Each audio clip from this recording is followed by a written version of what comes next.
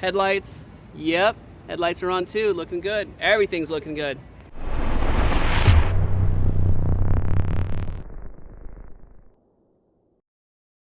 In today's video, we're going to replace the headlights on this 2017 Tesla Model S. Now in the 2016 Plus Model S's without the nose cone, that is the refresh Teslas, you've got to replace the entire light housing. You can't just replace a single light bulb. So that's going to make things a little more complicated. So you'll see me remove the front bumper, a bracket, the light housing, and then get it all back together. We'll take you through a step-by-step detail and show you how to do it. Coming up. My name's Kevin, I'm the owner of Austin EV Only. If you're new to the channel, we do repairs on all models of Tesla and the Chevy Volt, Fiat 500 electric, and the list is growing every day. If you're new here, we'd love it if you'd subscribe. It'd mean a lot to us and help others find our channel. Now here we see the headlights. These are customer provided headlights. Always a risky proposition when I'm doing a repair and I don't provide my own parts. But I love saving people money, so let's go ahead and do it. You'll notice that these say base underneath the part description, and I want to explain real quick what that means. So you've got base and up level lighting, and it's a little counterintuitive, but the base lighting are actually the better ones. They're matrix headlights, and the up level ones are not matrix headlights. Now what does that mean?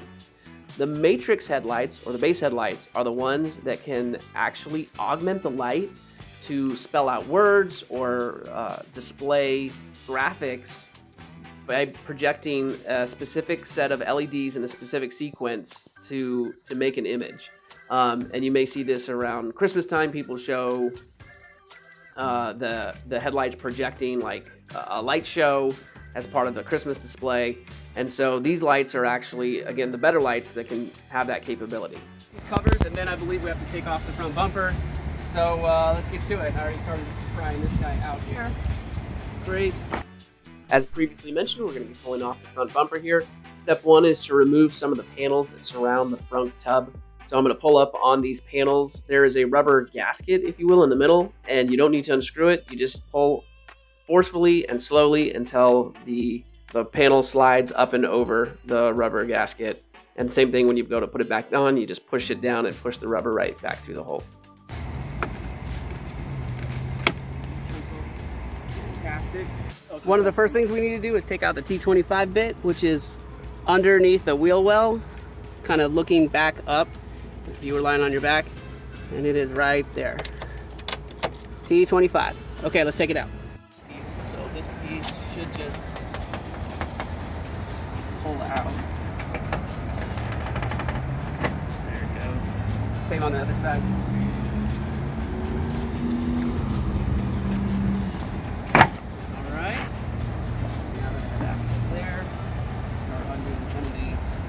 Now take out the outer bolts, they support the bumper. In addition, you'll need to take out the inner bolts that support the floating Tesla T. Now you'll need to get under the car like I'm doing here. There's a number of pry rivets that are holding the bumper to the splash panel underneath. So get your pry tool out and start prying out all of those rivets. In addition, there's 10mm bolts near the wheel that you'll need to take out. Yeah, I can see. Come on over here. So see how this wire harness is coming in right here? So that connects from the body to the bumper. Everything that's powered in the front bumper goes through that one wire harness. So we want to leave this side in and just swing the other side out like a door. So that's what we're going to try to do here.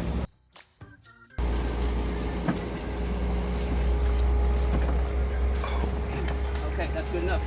And we'll just stop right there. Screws that are going to hold this light in, you know, down here that we couldn't get to before. So let's get to it.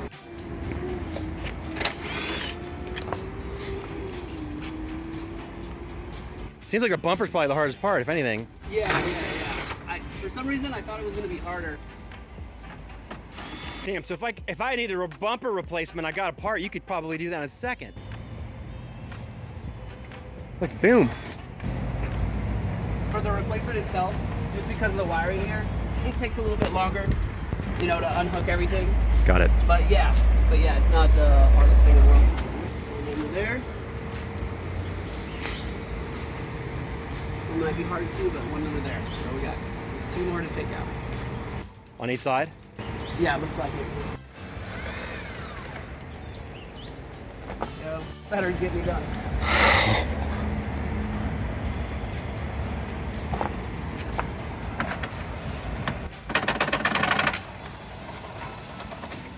Oh yeah.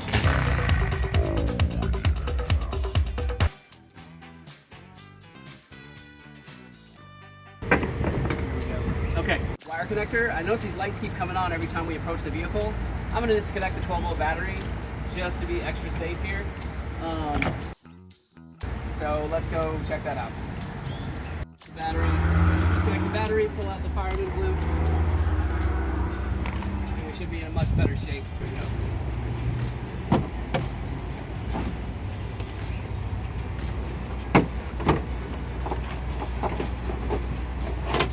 Okay.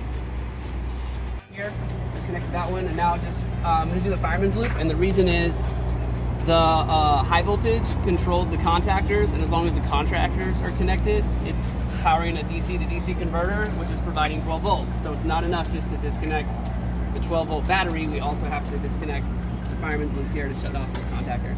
Here we go. Okay, great. That was easy peasy. And now,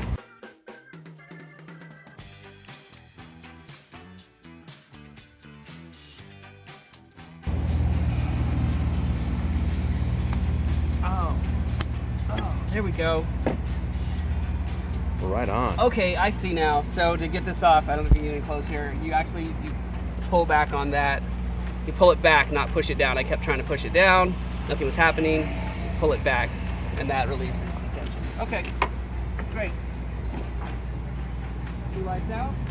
Disconnecting this here without shorting anything out.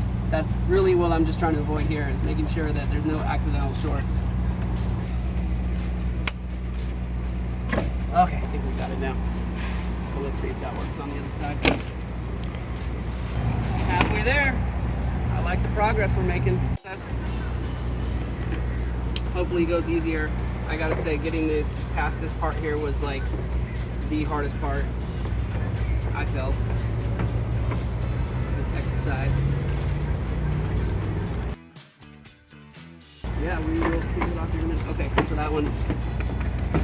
It fits. I'm just trying to get it seated, perfectly seated. There we go, that feels. And get the other one started.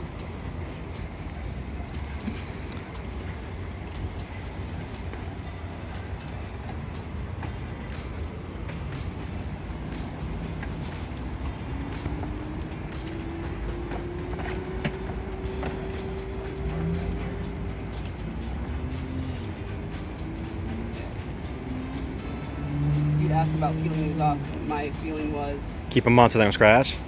I was just a little worried that this was going to scratch up. Got it. A little bit. So that was the only reason I was hesitant to do it right off the bat. Makes total Not sense. saying that you're wrong. No. I hear you. It'll be easy to pull it off. But yeah, I was thinking like, oh, it should be pretty easy to pull off versus a little bit harder to do.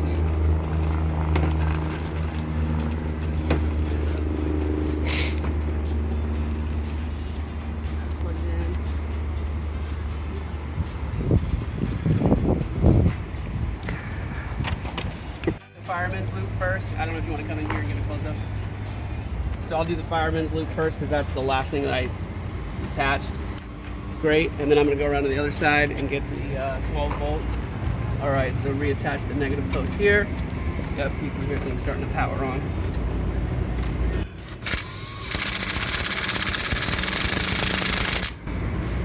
Okay, that's solid. I like it. Okay, so now we can test the lights. Are you ready for it? Here's the first test. We're gonna check it out. Haven't bolted in the lights just yet. All right, daytime running lights are on, looking good. Headlights, yep, headlights are on too, looking good. Everything's looking good. Okay. That got in? Yeah, it feels like it's seated that time. Whoa. Like we got a lot closer anyway. Think I'll notice any more brightness because they're new or no? At night? The daytime running lights looked really bright today. Yeah, they're really bright. Like way brighter than the other ones coming out. And now it's time to reattach the bumper to the car. It really works best if you have someone to hold the bumper in place while you're screwing in the bolts. In addition, you're going to need to get back under the car and reattach those rivets. Also reattach the 10mm bolts that are near the wheels. And finally, get the T25 screw up under the wheel well. And with that, we are all done. Well, that's all for today, folks. If you found this video helpful, please smash that like button, and more importantly, please subscribe. That's how we make more videos. Until next time, this is Austin EV only.